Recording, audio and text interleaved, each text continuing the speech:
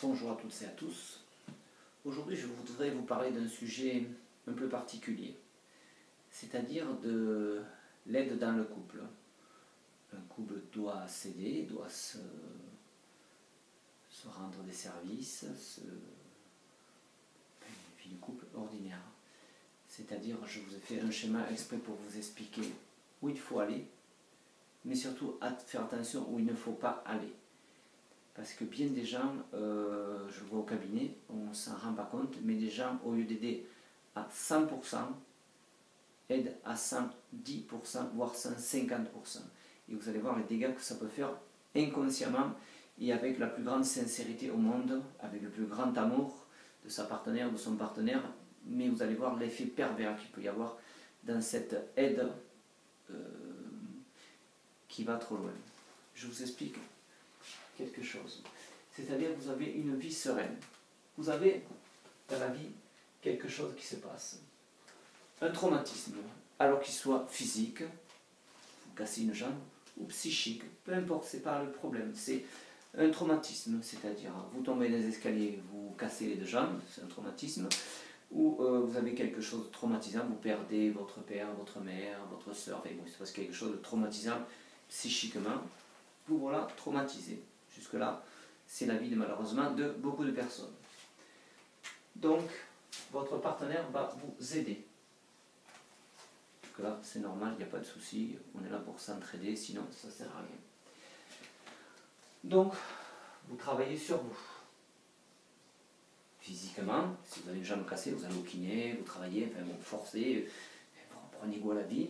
Soit psychiquement, c'est-à-dire que vous avez vécu un traumatisme psychique, vous avez perdu un être cher, quelque chose vous a traumatisé, et vous travaillez sur vous, c'est-à-dire vous en parlez, vous allez voir un psy, vous travaillez sur vous, vous avancez, quoi, je veux dire, vous en parlez autour de vous, que oui, vous avez perdu votre mère, que vous aimez tant, enfin bon, peu importe, vous travaillez, quoi. Voilà, grosso modo, vous restez pas enfermé, parce que sinon, si vous le gardez pour vous, c'est pas bon, enfin bon, ça c'est un autre sujet, voilà. Après, si vous remarquez que je travaille sur moi, vous dites, moins on m'aide et plus je travaille sur moi.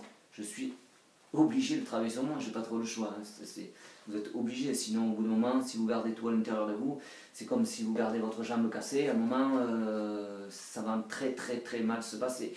Et pareil, si vous perdez un être cher, vous n'en parlez à personne, vous allez voir qu'à l'intérieur de votre tête, là aussi, il va y avoir des dégâts, ça va faire des dégâts. Donc là aussi c'est pareil, soit vous allez au docteur, parler de votre jambe cassée, ou tordue, quelque chose de physique, ou si vraiment il y a quelque chose qui vous torture à l'intérieur de vous, que vous avez vu la mort de votre père, peu importe, un traumatisme psychique, allez en parler à un psy, à quelqu'un que vous connaissez bien, un thérapeute, pour évacuer, ne serait-ce qu'un médecin qui est là pour vous aussi, pour vous écouter. Certains médecins maintenant écoutent plus leurs patients qu'avant, voilà, vous pouvez aussi en parler à votre médecin, un thérapeute, peu importe. Donc, vous travaillez sur vous, quoi. Donc, plus vous allez travailler sur vous, vous allez automatiquement avoir moins mal. Puisque si vous travaillez physiquement, si vous avez votre jambe cassée, vous allez au kiné, vous apprenez à reforcer, à pédaler, vous apprenez, et psychiquement c'est pareil. Vous allez avoir moins mal, puisque cette douleur intérieure, cette douleur psychique du départ de quelqu'un, ou d'un abandon, à force d'en parler, ça va désactiver et ça va vous faire du bien, vous irez mieux. Donc, vous guérirez plus vite et vous arriverez à une vie plus sereine. Voilà, jusque-là, c'est une vie normale, ce que tout le monde devrait avoir. Maintenant, vous allez voir, si malheureusement dans votre vie, vous tombez sur un mari ou une femme, ou quelqu'un, ou si vous êtes seul, vous vivez avec votre fille, votre fils, peu importe. Si cette personne en fait trop, si au lieu de vous aider à 100%, elle vous aide à 100%, 110%, 120%, 150%. C'est-à-dire, non, mais je vais le faire à ta place. Non, mais ne fais pas ci. Non, mais c'est rien ça. Mais oublie ce décès de ta mère il y a longtemps. Voilà, s'il prend les initiatives à votre place, je vais vous montrer le procédé inverse qui se passe. C'est-à-dire, quand on m'aide, si on m'aide trop, vous êtes trop.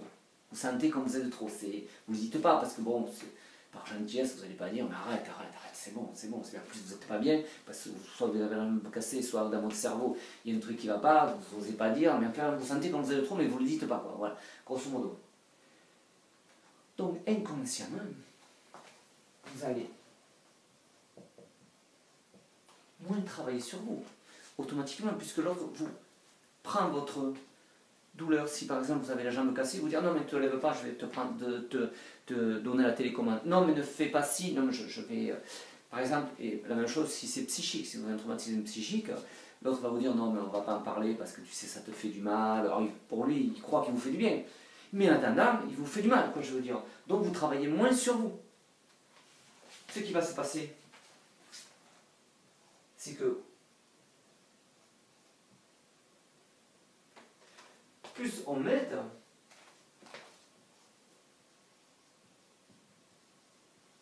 et moins automatiquement je travaille sur moi. Automatiquement, physiquement, si vous avez les jambes cassées, quelqu'un va vous aider sans arrêt, va vous aider sans arrêt, va vous aider sans arrêt. Bouge pas, je vais te faire aussi, bouge pas, je vais te faire ça. Ou psychiquement, il vous dit non, non, mais c'est bon, là, je comprends, parle-moi-en, mais voilà, c'est bon, on n'en parle plus, arrête. Seule chose qu'il ne faut pas faire. C'est pareil, c'est-à-dire que vous allez mettre beaucoup plus de temps, voire pas y arriver du tout. C'est logique, si vous ne faites pas marcher un muscle pendant des mois et des mois, si quelqu'un vous dit non mais je te le fais à ta place, je te le fais à ta place, ben, le muscle il va s'atrophier et vous aurez du mal à remarcher. Oh, vous allez remarcher, mais après vous risquez de boiter. C'est pareil dans votre cerveau. Si quelqu'un essaye de faire votre résilience, puisque ça s'appelle la résilience, s'il essaye de faire votre résilience, lui s'il essaye ou elle essaye de faire la résilience à votre place, il va vous empêcher de la faire vous-même. Et il n'y a que nous qui pouvons nous sauver. Ça, je suis bien placé pour savoir, en thérapie, je vois ça tous les jours. Donc il n'y a que vous qui pouvez vous sauver. Personne ne peut vous aider à part vous. Ça, nous, on est là pour vous montrer le chemin. Mais on ne peut pas travailler pour vous. Ça, il faut bien le comprendre. Voilà. Donc, plus on va m'aider, et moins je travaillerai sur moi. Donc, automatiquement, plus j'aurai mal. C'est une évidence, une fois de plus. Ça va durer, voire ça va être bancal, soit dans votre cerveau, soit dans vos jambes, parce que c'est un traumatisme physique. Et automatiquement, moins vite vous allez guérir. C'est aussi simple que ça.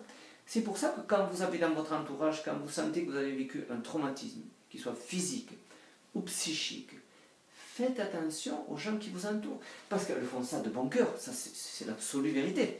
C'est logique, on l'a tous fait, je l'ai fait, tout le monde l'a fait. Mais à un moment, il faut que l'autre, c'est-à-dire celui qui a une pathologie, celui qui a eu le traumatisme, ait la conscience de se dire, là, trop.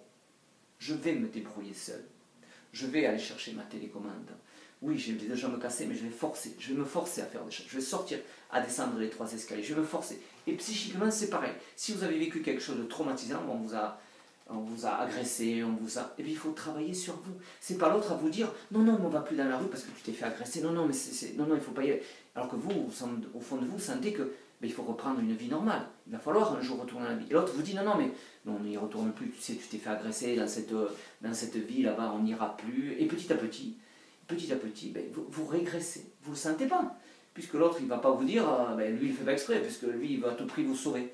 Mais à un moment, il faut faire attention. Quand on a été traumatisé, il faut faire attention que l'autre ne vous envahisse pas par son amour, son empathie, vous étouffe pas. Moi, je le vois, mais combien de fois mon cabinet, je vois combien de maris ou combien de femmes surprotéger leurs enfants, surprotéger leurs femmes, peu importe. Je le vois surprotéger, je me dis, mais arrêtez, c'est à lui à faire du travail sur lui. C'est comme moi, je vois avec les kinés, ils me disent, mais je vois des gens qui mettent des mois, alors qu'ils devraient mettre quelques semaines pour se réparer de... Parce que je sens que derrière, il y a un entourage qui leur enlève tout des mains, et qui leur empêche d'avoir une vie. Ben, peut-être qu'ils vont souffrir, parce qu'il va falloir davantage forcer. Mais ils vont guérir beaucoup plus vite et s'en sortir sans séquelles. Alors que là, ils vont en sortir avec des séquelles, il n'y a rien à faire. Vous allez boiter si vous avez la jambe cassée, qu'au lieu de mettre 4 semaines pour la réparer, vous allez mettre 4 mois. Et là, automatiquement, vous allez avoir des séquelles. Et c'est pareil, des douleurs psychiques. Les douleurs psychiques, en quelques mois, quelques semaines, on doit la conscientiser, la relativiser. et la faire sortir, la mettre dans des tiroirs bien nettoyés, on va dire, notre cerveau, ça va mieux. Mais si quelqu'un sans arrêt vous dit non mais là il ne faut pas en parler, tu sais que tu as perdu ta mère, non mais on ne va pas en parler parce que ça sert à rien, non mais on ne va pas chez elle parce que ça va te rappeler des souvenirs, non, et bien c'est exactement le contraire qu'il faut faire. Il faut laisser faire l'autre. S'il veut aller chez son parent qui est mort, chez son enfant qui vient de perdre, aller sur sa tombe, il faut le laisser faire, il faut pas l'empêcher. Mais on les empêche parce que sans le faire exprès, on les aime tellement. Donc c'est justement celui qui a vécu le traumatisme de faire très attention, de ne pas se laisser intruser. Sinon après ça laisse des séquelles. Moi je vous dis, je vois des choses, mais je me demande même comment ils en sont arrivés là. Ça paraît impossible. Eh bien si, ils en sont arrivés là, quoi, je veux dire. Et ils viennent me voir, c'est déjà un désastre, Alors, il faut tout reprogrammer. Alors là, c'est très compliqué après, c'est très compliqué. Voilà, j'espère que vous avez compris. Vous pouvez toujours me poser des questions, comme d'habitude, sur ma boîte mail de mon site internet. Je vous dis à très bientôt pour une nouvelle vidéo.